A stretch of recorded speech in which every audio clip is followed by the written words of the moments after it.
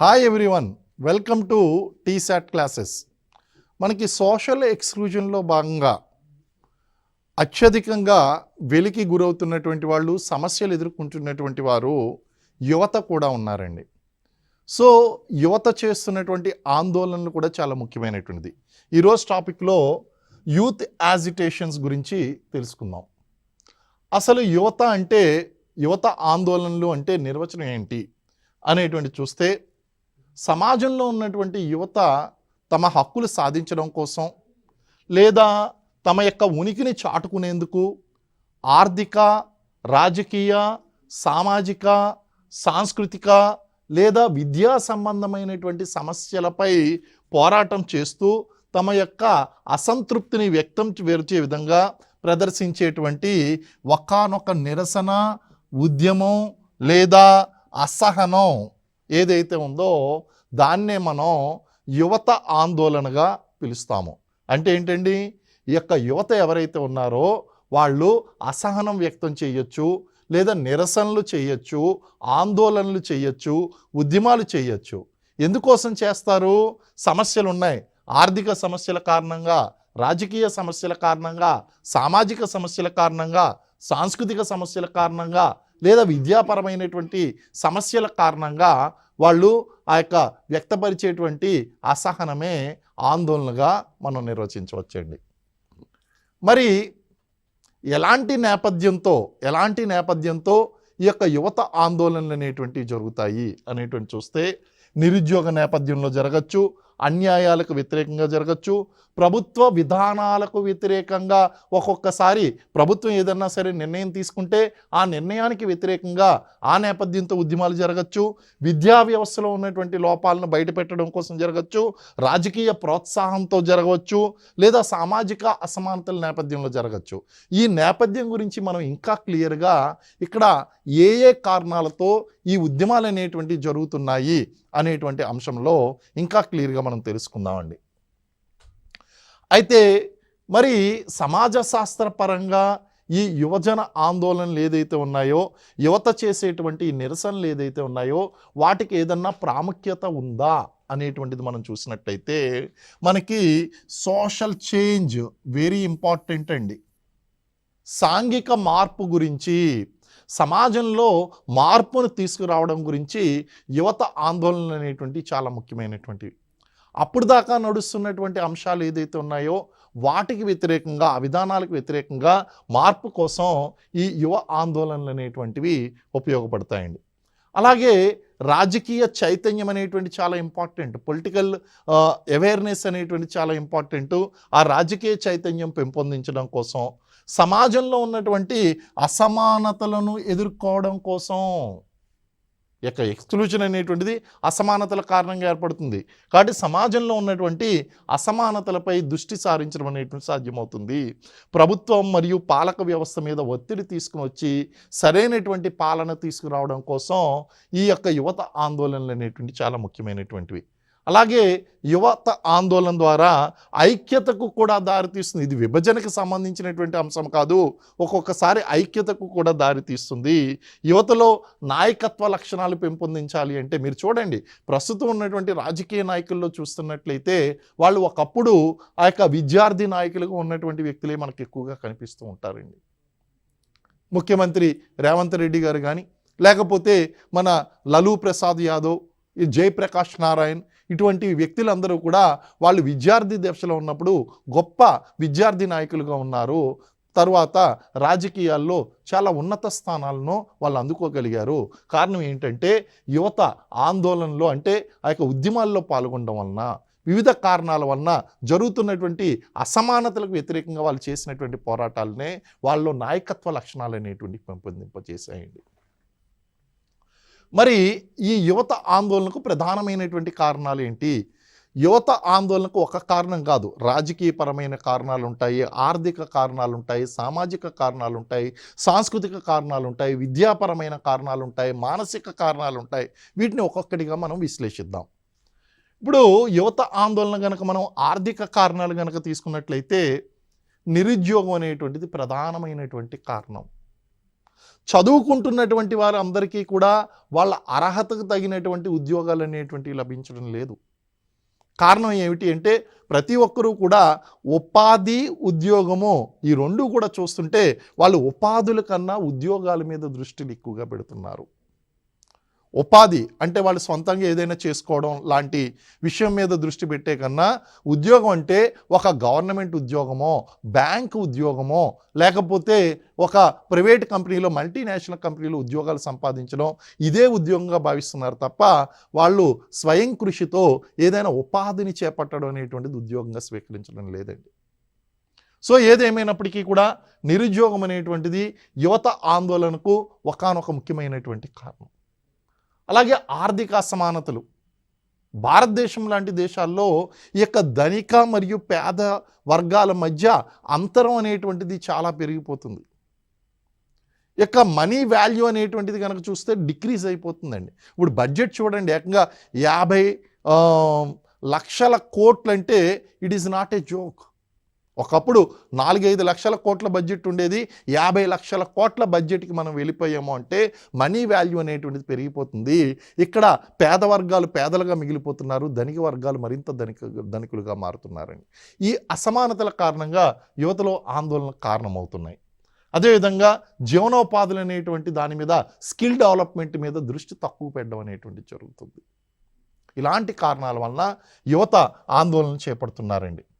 అలాగే రాజకీయ కారణాలు కనుక మనం చూసినట్లయితే అనేక సందర్భాల్లో ఈ యొక్క విద్యార్థులు రాజకీయ పార్టీలతో పాటు చాలా సన్నిహితంగా పనిచేస్తూ కొన్ని ప్రయోజనాల కోసం వాళ్ళు ఉద్యమాలు చేసినటువంటి సందర్భాలు ఉన్నాయి. అదేవిధంగా అధికార దుర్వినియోగానికి వ్యతిరేకంగా కూడా పోరాటాలు చేసినటువంటి సందర్భాలు ఉన్నాయండి. ప్రజాస్వామ్యంలో లోపాలను సవరించడం కోసం, అలాగే ప్రస్తుతం ఉన్నటువంటి నేతలు ఎవరైనా సరే వాళ్ళు సరిగ్గా పరిపాలించలేకపోయినా ఆ యొక్క అధికారంలో ఉన్నటువంటి ఆ యొక్క నేతలు సరిగ్గా పరిపాలించలేకపోతే వీళ్ళు ఆందోళన బాట పట్టినటువంటి సందర్భాలు కనిపిస్తున్నాయి. రాజకీయ వైఫల్యాలు, సామాజిక సాంస్కృతిక కారణాలు కనుక మనం తీసుకున్నట్లయితే సమాజంలో అసమానతలు అనేటువంటి విపరీతంగా ఉండడం వలన పేద ధనిక అనేటువంటిది, నిమ్న ఉన్నత అనేటువంటి భేదాలు ఇవన్నీ కూడా ఎక్కువగా ఉండడం వలన యువత ఆందోళన చేస్తున్నారండి. సాంస్కృతిక సంఘర్షణలు కనుక తీసుకున్నట్లయితే ఉదాహరణకి మనకి బోడో చూసుకోండి. బోడో ఉద్యమం కనుక తీసుకున్నట్లయితే ఈ బోడో ఉద్యమంలో యువత అనేటువంటిది పాల్గొంటుంది. ఈ యువత పాల్గొన్నప్పుడు మనకు అక్కడ సాంస్కృతిక కారణాలు అనేటువంటివి మనకు కనిపిస్తూ ఉంటాయి బోడో ఉద్యమంలో. అలాగే తల్లిదండ్రులు కూడా ఒత్తిడికి గురి చేస్తున్నారండి. తల్లిదండ్రులు ఏం చేస్తారు, వాళ్ళు కోరుకున్న విధంగా అటువంటి లక్ష్యాలు చేరాలి, అటువంటి ఉద్యోగాలు చేయాలని వాళ్ళ మీద విపరీతమైనటువంటి ఒత్తిడి తీసుకుని వస్తున్నారు. ఇప్పుడు చూడండి, చిన్నప్పటి నుంచి కూడా తల్లిదండ్రుల యొక్క టార్గెట్ ఏంటి అంటే వాళ్ళు ఐఐటీలో చదువుకోలేకపోయారు కాబట్టి వీళ్ళని ఖచ్చితంగా ఐఐటీలో చదివించాలి అని చెప్పి వాళ్ళని హై స్కూల్ స్థాయి నుంచి ఒత్తిడికి గురి చేస్తూ ఉంటారు. లేకపోతే ఈ యొక్క విద్యార్థుల యొక్క యాప్టిట్యూడ్, అభిరుచులు అనేటువంటివి తెలుసుకోకుండా అభిరుచులకి భిన్నంగా వాళ్ళ మీద ఒత్తిడి తీసుకుని వచ్చి వాళ్ళని భిన్నమైనటువంటి దారిలో నడిపించడానికి ప్రయత్నిస్తూ ఉంటారు. ఇలాంటి కారణాల వలన ఆందోళనలు అనేటువంటివి పెరుగుతూ ఉంటాయి. విద్యా సంబంధమైనటువంటి కారణాలు కనుక మనం తీసుకున్నట్లయితే ఎడ్యుకేషనల్, నాణ్యమైనటువంటి విద్య అనేటువంటి కొరబడుతుంది. నాణ్యత లేనటువంటి విద్యా విధానం ఏదైతే ఉందో, అంటే మనం ఎప్పటికప్పుడు విద్యా విధానంలో మార్పును తీసుకురావడానికి ప్రయత్నిస్తున్నాం. కానీ ఈ విద్యా విధానంలో మార్పు అనేటువంటిది కొన్ని దశాబ్దాల తర్వాత జరుగుతుందండి. అది ఎప్పటికప్పుడు ఫ్రీక్వెంట్గా జరగట్లేదు, దశాబ్దాల తర్వాత జరుగుతుంది. టెక్నాలజీ చూస్తేనేమో ప్రతి ఇయర్ మారిపోతుంది. విద్యా విధానం చూస్తేనేమో కొన్ని దశాబ్దాలు పడుతుంది. 20 సంవత్సరాల తర్వాత, 30 సంవత్సరాల తర్వాత విద్యా విధానంలో మార్పు వస్తుందండి. మరి మన అవసరాలకు అనుగుణంగా వచ్చేటువంటి ఈ యొక్క విద్యా విధానం చూడండి, ఎంఏలు, ఎంఎస్సీలు, వీడీలు ఇవన్నీ చదువుకుంటున్నప్పటికీ కూడా ఆర్టిఫిషియల్ ఇంటెలిజెన్స్ గురించి మనకేమీ ప్రాక్టికల్ నాలెడ్జ్ లేదు. కంప్యూటర్ సైన్సెస్లో లేదా కంప్యూటర్ ప్రోగ్రామింగ్లో వాటిలో ఎటువంటి టెక్నికల్ నాలెడ్జెస్ ఉండవు. సో అలాంటి సందర్భాల్లో ఏం జరుగుతుందండి, అందులో అవసరమైనటువంటి స్కిల్స్కి మనం చదువుకుంటున్నటువంటి చదువుకి మధ్య గ్యాప్ అనేటువంటిది వస్తుంది. హ్యుమానిటీస్ ఇంపార్టెంటే, ఆర్ట్స్ ఇంపార్టెంటే, సైన్స్ సబ్జెక్టులు ఇంపార్టెంటే, అలాగే టెక్నికాలిటీ కూడా ఇంపార్టెంటే. సో మనం చదువుకుంటున్నటువంటి చదువు ఒకటి అవుతుంది, మనం నేర్చుకోవలసినటువంటి విషయాలు వేరే అవుతున్నాయి, ఎగ్జామ్ రాయవలసింది కాంపిటేటివ్ ఎగ్జామ్స్లో వేరే వస్తుంది, ఈ గ్యాప్ అనేటువంటిది ఉండిపోతుందండి. అలాగే నాణ్యత విషయం దగ్గరికి వచ్చేసరికి నాణ్యత కావాలి అంటే డబ్బులు పెట్టాలి అనేటువంటిది సర్వసాధారణమైపోయిందండి. అంటే నాణ్యత అంటే మీకు ఒక ప్రైవేట్ కార్పొరేట్ పాఠశాలలోనో కార్పొరేట్ కళాశాలలోనే నాణ్యత కలిగినటువంటి విద్య మాత్రమే దొరుకుతుంది. అలాగే ప్రభుత్వ విద్యా సంస్థలో దొరకదు అనేటువంటిది ప్రజల్లో బలపడిపోయిందండి. కాబట్టి ఏం చేయాలి, మనం ఈ ప్రభుత్వ విద్యా సంస్థలు ఏదైతే ఉన్నాయో ఆ ప్రభుత్వ విద్యా సంస్థలను కూడా కార్పొరేట్ విద్యా సంస్థలకు ధీటుగా మనం తీసుకురావాలి. అసలు ప్రభుత్వ కళాశాలలే కార్పొరేట్ కళాశాలకు ధీటుగా ఉన్నప్పుడు, ఆ యొక్క కార్పొరేట్ విద్యా సంస్థలకు సమానంగా ఉన్నప్పుడు కార్పొరేట్ విద్యా సంస్థల యొక్క అవసరమే లేదు. అదేవిధంగా విద్యార్థుల అణిచివేత అనేక సందర్భాల్లో వీళ్ళని బలవంతంగా అరెస్టులు చేయడం, కేసులు పెట్టడం ఇటువంటివి జరిగినప్పుడు, ముఖ్యంగా ఎమర్జెన్సీ టైంలో ఇటువంటి టైంలో వాళ్ళు అనేక ఉద్యమాలు చేయడం జరిగిందండి. నెక్స్ట్ విద్యా సంబంధమైనటువంటి ఖర్చులు చూసుకోండి. ఈరోజు మనం ఆ యొక్క ప్రీ ప్రైమరీ ఎడ్యుకేషన్ కోసం లక్షల రూపాయలు ఖర్చు పెట్టవలసి వస్తుంది. ఈవెన్ నార్మల్ డిగ్రీ పూర్తి చేయడానికి కొన్ని లక్షల రూపాయలు ఖర్చు అవుతున్నాయండి. ఇంకా టెక్నికల్ ఎడ్యుకేషన్ గురించి మనం ఖర్చులు చెప్పనే అవసరం లేదు. సో విద్యా సంబంధమైనటువంటి ఖర్చులు అనేటువంటి బాగా పడుతుంది. చదువుకోవడం బదులు చదువుని కొనడం అయిపోయింది మన పరిస్థితి. అలాంటి పరిస్థితుల కారణంగా ఈ సమస్యలకు వ్యతిరేకంగా విద్యార్థి సంఘాలు పోరాటాలు చేయడం అనేటువంటిది మనకు కనిపిస్తుంది. అలాగే technological and communication causes and సాంకేతిక మరియు కమ్యూనికేషన్ కారణాలు కనుక మనం తీసుకున్నట్లయితే సోషల్ మీడియా యొక్క ప్రభావం చాలా పెరిగిపోయిందండి. ఏది వాస్తవం ఏది అవాస్తవం అనేటువంటి దాని గురించి టోటల్గా కొన్ని భ్రమలు ఏర్పడ్డాయండి. ఓ రకంగా చెప్పాలంటే కొత్త థీరీస్ పుట్టుకొస్తున్నాయి ఈ సోషల్ మీడియాలో. మనకి బ్యాంక్లో అకౌంట్ ఉన్నా లేకపోయినా ఫేస్బుక్ అకౌంటు లేకపోతే వాట్సాప్ అకౌంటు కంపల్సరీ ఉంటుంది. ఇన్స్టాగ్రామ్లు ఇవన్నీ కూడా ఒక వర్చువల్ వరల్డ్లోకి తీసుకుని వెళ్తున్నాయండి. ఈ యొక్క యువతనంతా కూడా ఒక వర్చువల్ వరల్డ్లో తీసుకొస్తున్నారు. భారతదేశంలో ఉన్నటువంటి యువత అత్యధిక సమయాన్ని ఈ యొక్క సోషల్ మీడియాలో వృధా చేసుకుంటున్నారు. వారి యొక్క అత్యధిక సమయాన్ని రీల్స్ చూసుకోవడంలోనూ లేదా ఆ యొక్క సోషల్ మీడియాలో పార్టిసిపేట్ చేయ. ఒకప్పుడు యూట్యూబ్ అంటే ఎవరికీ తెలియదండి. ఇప్పుడు యూట్యూబ్లో ఎక్కువ మంది సబ్స్క్రైబర్స్ ఉంటే కనుక వాళ్ళు చాలా ఇన్ఫ్లుయెన్స్డ్ పర్సన్గా వాళ్ళని యూట్యూబ్ ఇన్ఫ్లుయెన్సర్స్గా పిలవడం జరుగుతుంది.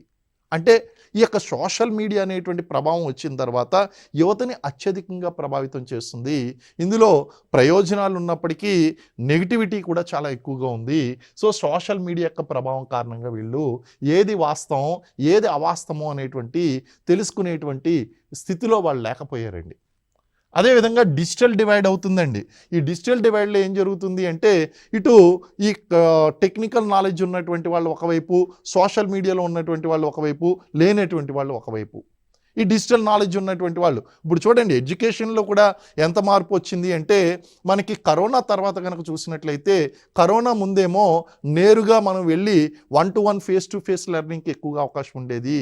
కానీ ఎప్పుడైతే కరోనా వచ్చిందో ఈ యొక్క ఆన్లైన్ క్లాసులు డిజిటల్ క్లాసులు అనేటువంటి బాగా పెరిగినాయి. అంటే సమాజంలో 2 వర్గాలు ఉన్నాయి.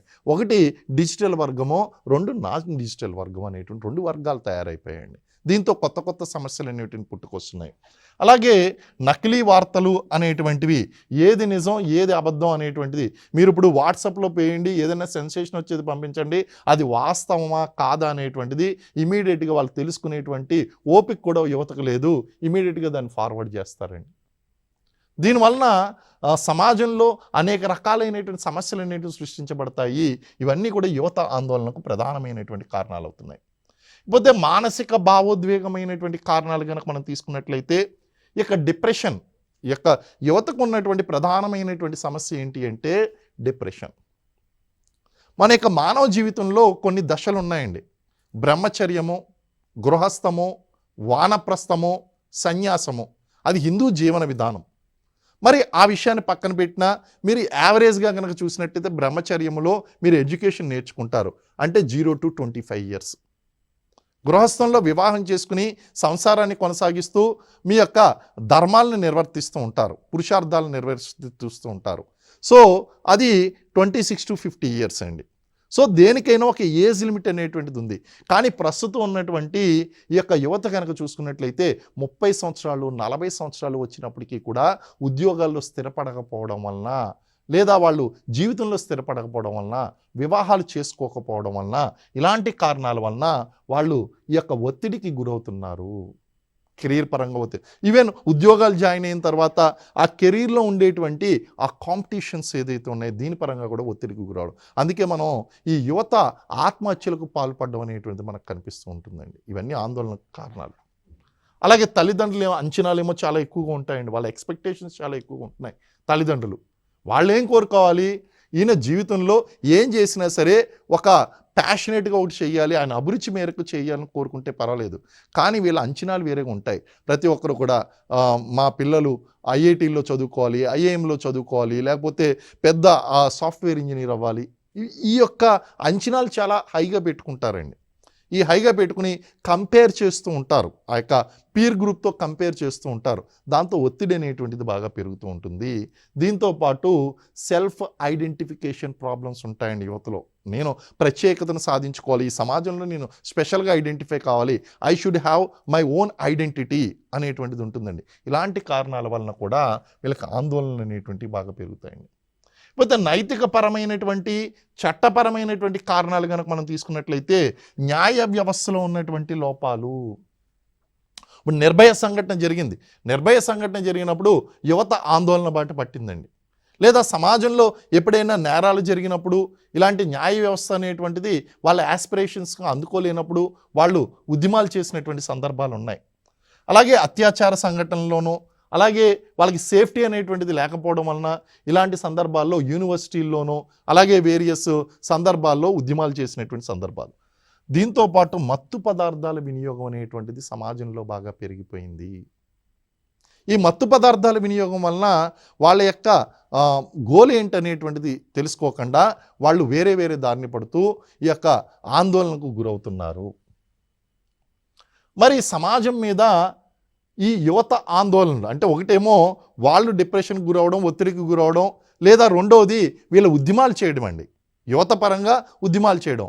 ఈ ఉద్యమాలు చేయడం వలన సమాజం మీద పాజిటివ్ ఇంపాక్ట్ ఉంటుందా, నెగిటివ్ ఇంపాక్ట్ ఉంటుందా అనేటువంటిది మనం చూసినట్లయితే దీనివలన కొన్ని సకారాత్మకమైనటువంటి పాజిటివ్ ధనాత్మకమైనటువంటి ప్రయోజనాలు ఉన్నాయి, ప్రభావాలు ఉన్నాయి. కొన్ని రుణాత్మకమైనటువంటి ప్రభావాలు కూడా కనిపిస్తాయి. మొదట ధనాత్మకమైనటువంటి ప్రయోజనాలు ఏంటో మనం చూద్దాం.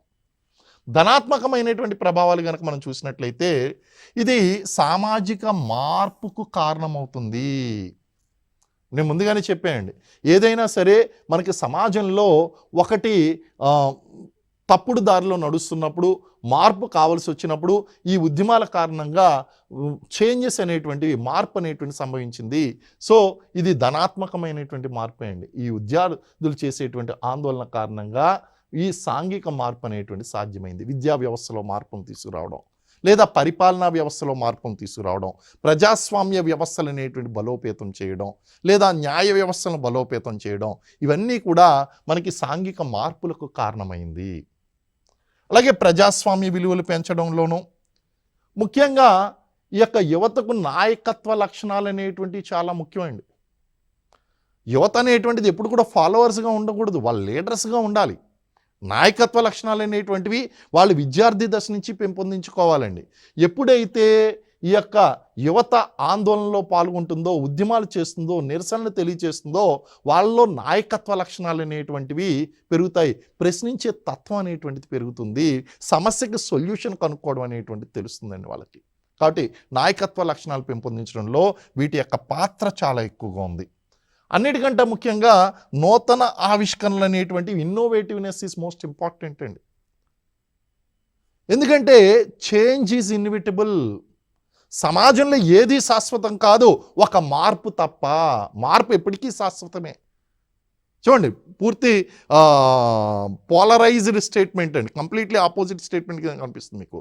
ఏంటి అంటే సమాజంలో ఏది స్థిరం కాదు, మార్పు మాత్రమే స్థిరంగా ఉంటుంది. మార్పు స్థిరంగా ఉంటుందంటే it continuously happens, consistently happens. ఎందుకంటే మన యొక్క రిలేషన్స్ ఏదైతే ఉన్నాయో, సాంఘిక సంబంధాలు ఏదైతే ఉన్నాయో అవి నిరంతరం మార్పు చెందుతూ ఉంటాయి.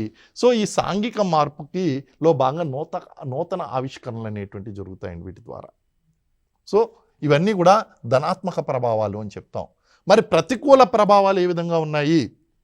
సమాజంలో హింస అనేటువంటిది బాగా పెరిగిపోతూ ఉంటుంది. ఉదాహరణకి రిజర్వేషన్ల ఉద్యమం, యాంటీ రిజర్వేషన్స్ మూమెంట్ తీసుకోండి.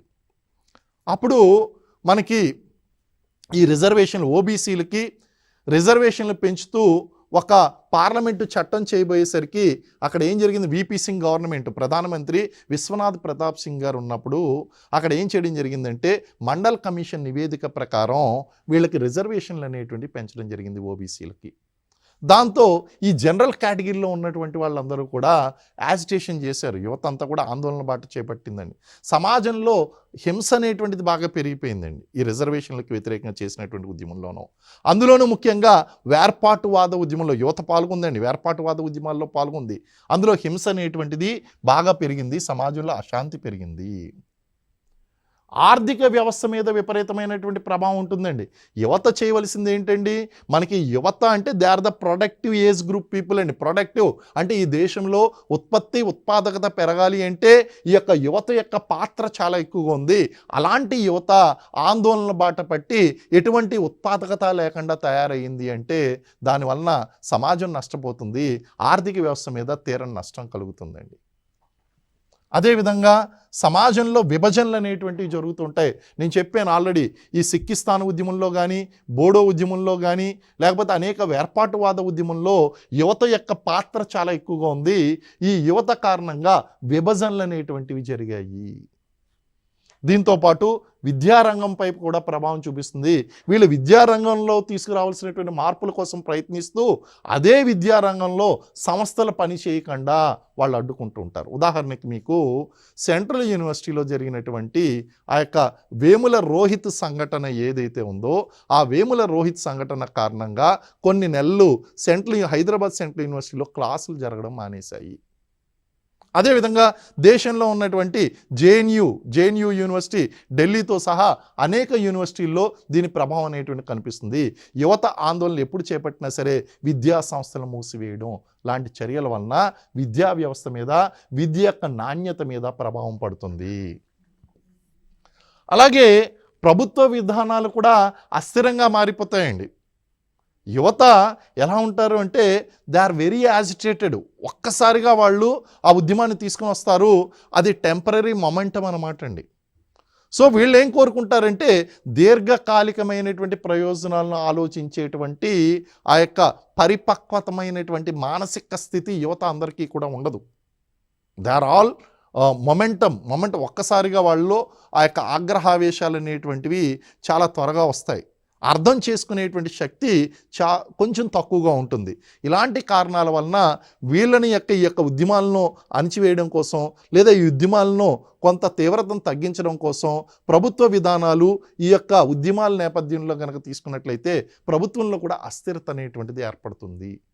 ఇవన్నీ కూడా ప్రతికూల ప్రభావాలండి. మరి ఏంటి పరిష్కార మార్గాలుగా ఏం చేయాలి అంటే, మనకి ఆర్థిక పరిష్కారాలు కనుక మనం చూసినట్లయితే నిరుద్యోగ నిర్మూలన అనేటువంటిది చేయాలి. దాంతోపాటు నిరుద్యోగ నిర్మూలన, ఉద్యోగ కల్పన. అంటే మనకి ఈ యొక్క నిరుద్యోగం అనేటువంటిది కనుక తగ్గించినట్లయితే యువతలో కొంతవరకు ఆందోళనలు అనేటువంటివి తగ్గుతాయి. ఇటీవల కాలంలో మనం చూసినట్లయితే మనకి విద్యార్థులు అనేటువంటి వాళ్ళు కేవలం ఉద్యోగాలని నేపథ్యంగా తీసుకుని ఉద్యమాలు ఎక్కువగా చేస్తున్నారండి. కాబట్టి నిరుద్యోగ నిర్మూలన చేసి ఉద్యోగ కల్పన కనుక చేసినట్లయితే కొంతవరకు ఆందోళనను తగ్గించవచ్చు.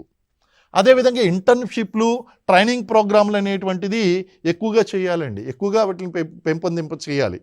ఉదాహరణకి మనకి ఆకలి వేస్తున్నటువంటి వాళ్ళకి అన్నం పెడితే అప్పుడు వరకు టెంపరీగా, తాత్కాలికంగా వాళ్ళ యొక్క అవసరం తీరుతుంది, మళ్ళీ ఆకలి వేస్తుందండి. కాబట్టి ఆకలి వేసినటువంటి వాళ్ళకి అన్నం పెట్టడం కన్నా అన్నం సంపాదించడం ఎలాగో నేర్పించినట్లయితే శాశ్వత పరిష్కారం చూపించినట్లు అవుతుంది. దీనికి ఏం చేయాలి అంటే టాస్క్ అంటే మనకి ఆ యొక్క స్కిల్ డెవలప్మెంట్ అనేటువంటిది ఎక్కువగా పెంపొందించాలి. యువతలో ఆ యొక్క స్కిల్ డెవలప్మెంట్ నైపుణ్యాలు గనక పెంపొందించినట్లయితే ఇటు ఉద్యోగాలతో పాటు ఉపాధులను కూడా వాళ్ళు పెంపొందించుకోగలుగుతారు. వాళ్ళ యొక్క అవసరం వాళ్ళు తీర్చుకోగలుగుతారు. ప్రభుత్వాల మీద తక్కువ వాళ్ళు డిపెండ్ అవుతారండి. కాబట్టి ఇది చాలా ఇంపార్టెంట్. ఇంటర్న్షిప్ ప్రోగ్రాములు కానీ, స్కిల్ డెవలప్మెంట్ ప్రోగ్రాములు కానీ, ట్రైనింగ్ ప్రోగ్రాములు కానీ యువత కోసం కండక్ట్ చేయవలసినటువంటి అవసరం చాలా ఉంది. అదేవిధంగా అంతర్జాతీయ ఉద్యోగ అవకాశాలు కూడా కల్పించాలండి. కేవలం దేశంలోనే కాకుండా అంతర్జాతీయ స్థాయిలో కూడా మన యొక్క నైపుణ్యాలను విస్తరించడం కోసం ప్రభుత్వాలు ప్రోత్సాహం ఇవ్వాలి. ఆ యొక్క విదేశాలతో చేసుకున్నటువంటి ఆ యొక్క డిప్లొమాటిక్ రిలేషన్స్ ఏదైతే ఉన్నాయో వాటిని డెవలప్ చేసుకుంటూ వాటిని అభివృద్ధి చేస్తూ ఉండాలండి. దాంతోపాటు యువతకు కొంతవరకు ఆర్థిక సహాయం, వాళ్ళు చదువుకోవడానికి కానీ ఉపాధులకు కానీ ఆర్థిక సహాయం చేసినట్లయితే వాళ్ళలో కొంతవరకు ఆందోళన అనేటువంటివి తగ్గుతాయి. విద్యాపరమైనటువంటి పరిష్కారాలు, ఎడ్యుకేషనల్ రిఫార్మ్స్, మనం సొల్యూషన్స్ కనుక చూసినట్లయితే నాణ్యమైనటువంటి విద్య అనేటువంటి చాలా ఇంపార్టెంట్ అండి. ఆ ఎడ్యుకేషన్లో క్వాలిటీ అనేటువంటిది మనకు కనిపించాలి. అంటే ఒకసారి ఉద్యోగం పూర్తి చేసుకున్న తర్వాత నాకు ఒకసారి ఆ యొక్క చదువు పూర్తి చేసుకున్న తర్వాత నాకు ఏదో ఒక ఉద్యోగం వస్తుంది అనేటువంటి నమ్మకం, అలాంటి విద్యా వ్యవస్థ మనకు అవసరం అవుతుందండి. దీంతోపాటు సాంకేతిక విద్యలు మరియు వృత్తి విద్యల మీద ఎక్కువగా దృష్టి పెట్టాలి. Technical education is most important అండి. సాంప్రదాయమైనటువంటి విద్యలు అనేటువంటి అవసరమే, కానీ ఈ టెక్నికల్ సాంకేతిక విద్యలు ఏదైతే ఉన్నాయో అవి మన అవసరానికి అనుగుణంగా ఉపాధులను కల్పిస్తాయి. విద్యా సౌకర్యాలు పెంచవలసినటువంటి అవసరం ఉన్నాయండి. హాస్టల్ ఫెసిలిటీస్ కానీ లేకపోతే వాళ్ళ యొక్క ఆహార సౌకర్యాలు కానీ ఇలాంటివన్నీ కూడా చూస్తే ల్యాబ్ సౌకర్యాలు ఇటువంటివన్నీ కూడా మనం చూసుకున్నట్లయితే ఈ సౌకర్యాలు అనేటువంటివి చాలా ఎక్కువగా ఉన్నట్లయితే వీళ్ళ యొక్క యాజిటేషన్స్ తగ్గించండి. Prevention is better than cure అండి. అదేవిధంగా extracurricular activities very important అండి. ఎవరైతే ఎన్సిసి, ఎన్ఎస్ఎస్ మీరు అబ్జర్వ్ చేసే ఉంటారండి. మీరు చదువుకున్నప్పుడు కూడా చూడండి, Bharat scouts and guides, NCC, NSS ఇలాంటి కార్యక్రమాల్లో పనిచేసినటువంటి వాళ్ళు, అందులో శిక్షణ తీసుకున్నటువంటి వాళ్ళు ఇండిసిప్లిన్గా ఉండడం తక్కువగా ఉంటుందండి. సో విద్యార్థుల్లో ఆ యొక్క క్రమశిక్షణ పెంపొందించడం కోసం, వాళ్ళకి గోల్స్ అనేటువంటి ఏర్పాటు చేయడం కోసం, వాళ్ళలో ఆందోళన తగ్గించడం కోసం ఈ క్రమశిక్షణ కలిగినటువంటి నేషనల్ క్యాడెట్ కోరు, national service scheme, national green కోరు, భారత్ స్కౌట్స్ అండ్ గైడ్స్ ఇలాంటి ఆర్గనైజేషన్స్ని మనం ఎక్కువగా ఎంకరేజ్ చేయాలి. సామాజిక పరిష్కారాలు కనుక చూసినట్లయితే సామాజిక సమగ్రతను, ఇంటిగ్రేషన్ పెంపొందించడము, అలాగే మనం సామాజిక దృష్టి మార్పులు అంటే సమాజాన్ని చూసేటువంటి కోణాన్ని మనం మార్చడము, అలాగే చరిత్ర సంస్కృతి పట్ల గౌరవాన్ని పెంపొందింప చేయడం, అలాగే సమాజ సేవా కార్యక్రమాలు అనేటువంటివి ఎక్కువగా ఆర్గనైజ్ చేయడం, సేవా కార్యక్రమాల నిర్వహణ, పర్యావరణ సేవా కార్యక్రమాలు ఇవన్నీ కూడా మనకేమిటి అంటే సమాజంలో యువతను ఒక సరైనటువంటి దిశలో నడిపించి వాళ్ళని ప్రొడక్టివ్గా మార్చడానికి ఉపయోగపడుతుందండి. ప్రభుత్వ విధానాలు కనుక చూసినట్లయితే ఫెసిలిటీస్ అంటే యూత్ హాస్టల్స్, లేకపోతే యూత్ ఎక్స్చేంజ్ ప్రోగ్రామ్స్ ఇలాంటి సౌకర్యాలు కల్పించడం వలన, అలాగే ప్రధానమంత్రి యువజన వైవిధ్య ప్రోత్సాహ పథకం అని మనకు 2016లో తీసుకుని వచ్చారు. దీని ద్వారా యువత అభివృద్ధి కోసమో చిన్న చిన్న వ్యాపారాలు, ఫ్రీలాన్సింగ్ ఇలాంటి అవకాశాలు కల్పించడం కోసం, ఆర్థిక సహాయం చేయడం కోసం తీసుకొచ్చినటువంటి పథకం అండి.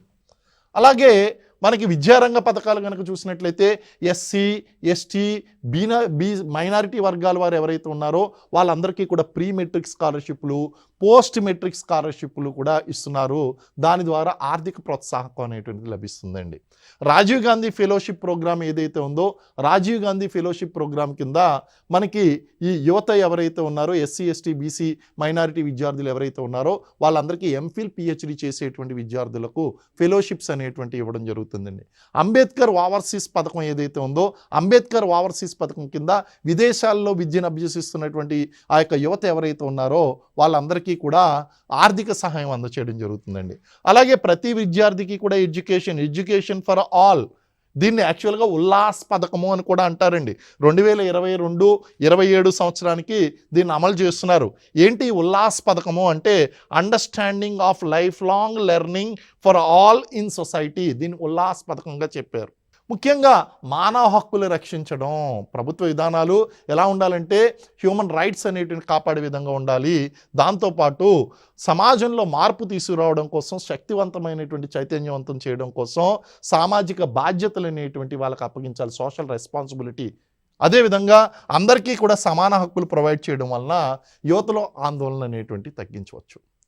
ఇది ఈరోజు ఎపిసోడ్లో మనం యువత ఆందోళనకు నిర్వచనం, నేపథ్యం, కారణాలు, ప్రభుత్వ విధానాలు వీటన్నిటి గురించి కూడా తెలుసుకుందాం. మరిన్ని ఇంట్రెస్టింగ్ టాపిక్స్తో మళ్ళీ నెక్స్ట్ ఎపిసోడ్లో కలుద్దాం. Thank you very much.